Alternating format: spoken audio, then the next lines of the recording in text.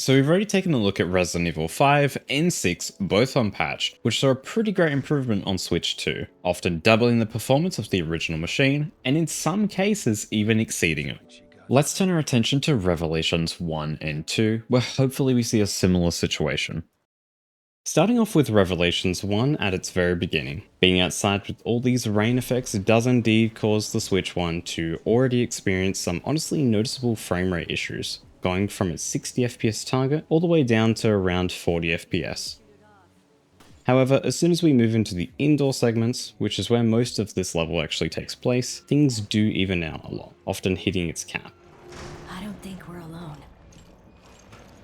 This doesn't mean these small-scale indoor areas are perfect though, as you can still find some major drawn-out drops that are almost always above 50 FPS at least, which is far from being a major issue. And as you can see, the Switch 2 is absolutely just breezing through, which makes complete sense considering the original is already quite close to 60 FPS. Now, I only played through a few missions, but I wanted to try something a bit different compared to just small corridors. This level takes place on a snowy mountain, and from the get-go, the Switch 1 is struggling to maintain its target, showcasing that some of these outdoor, more set-piece areas are much more demanding. If we focus on the Switch 1 by itself as we engage in combat later in the same level, we see the same trend occurring. It's disappointing to see the console struggling a bit here, especially since Revelations was originally released in 2012 as a 3DS game, only later getting a HD remaster port to other systems. I was hoping to see a full 60 FPS here, but yeah, it's a real shame. Looks that way, doesn't it? Moving over to the Switch 2 though sees the same scenario greatly improved. From what I tested and played, it's essentially perfect with no drops at all.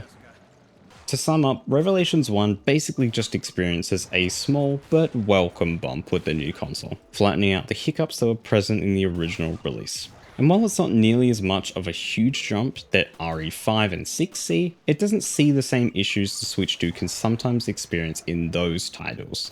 In that way, it's basically a perfect example of what a boost to older titles can look like, upping the frame rate from being unstable, depending on the scene, to a perfectly smooth frame rate. Cutscenes here are also sadly pre-rendered at 30 FPS, so we see no actual differences or improvements. Hey, G. And to finish up the first game, let's look at loading speed improvements.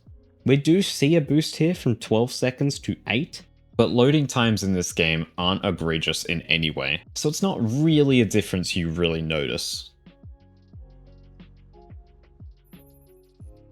Anyways, let's move on to the sequel, Revelations 2, which is a much bigger game in a lot of ways, partially owing to it releasing on consoles instead of it being a handheld first release. Co-op was also a pretty big part of the way the game's campaign is designed, with every mission featuring dual protagonists with differing roles, regardless of if you're playing on your own or with a friend. We'll start by looking at single player performance first, then move on to split screen a bit later. Here in the intro, we see a pretty good baseline of how the game will typically perform. A frame rate that varies quite significantly on Switch 1, which can be at 30 to 40 FPS at its worst, and can occasionally hit 50 or so.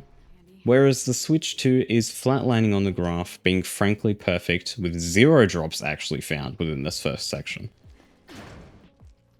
Combat can also lead the frame rate down into the 30s, but I thankfully didn't find any drops below that. That's not to say they don't occur, as I obviously didn't try every area, but from what I saw it was fine. This level of performance is actually very reminiscent of the other Resident Evil titles I took a look at recently, being overall pretty unstable. I would have much preferred a 30 FPS cap here, as it would have likely kept to that target instead of just keeping it unlocked, which would also make the experience feel better by smoothing out those spiky frame times.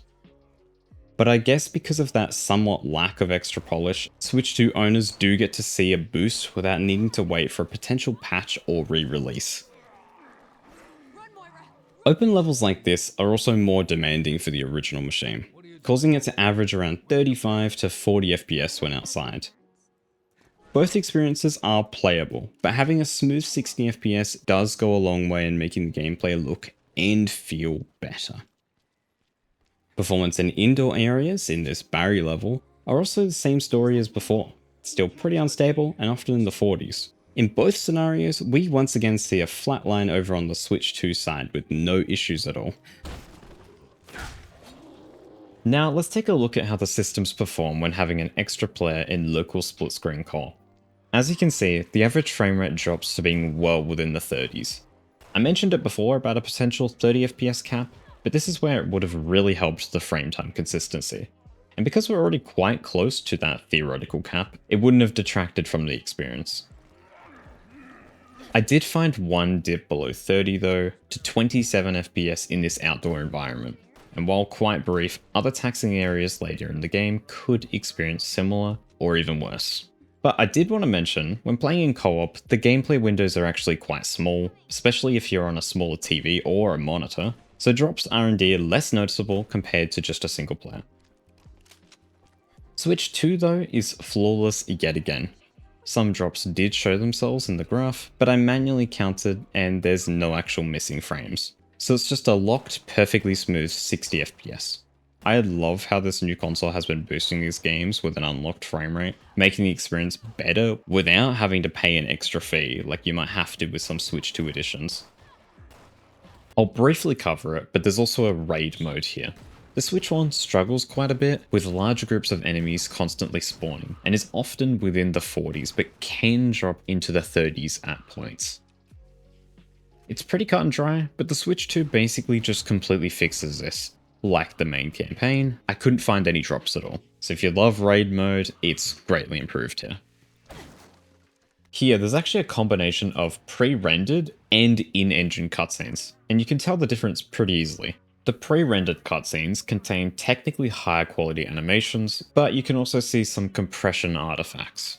Sadly, this means that these cutscenes aren't affected by any performance overhead, as they're not actually being rendered, meaning they're stuck to the same frame rate on both. On the other hand, when in-engine cutscenes play, they do actually see a solid bump. They kind of struggle on Switch 1, mostly hitting 30 FPS, but on Switch 2 they just lock to 60. It's too dangerous for you to come along. I'm not gonna be any safer here. Now, before we finish up, let's look at loading speeds between the two. I'll definitely have to speed this up in editing, but with modern SSDs and loading times being as fast as they usually are nowadays, loading into the game from the main menu is painfully long. There is an improvement here, which any upgrade over 45 seconds is certainly welcome, but it's still not great between the two in my opinion. That's all for this video. Thanks so much for watching. Like if you enjoyed, dislike if you didn't, and subscribe if you want to see more of what I do. Bye.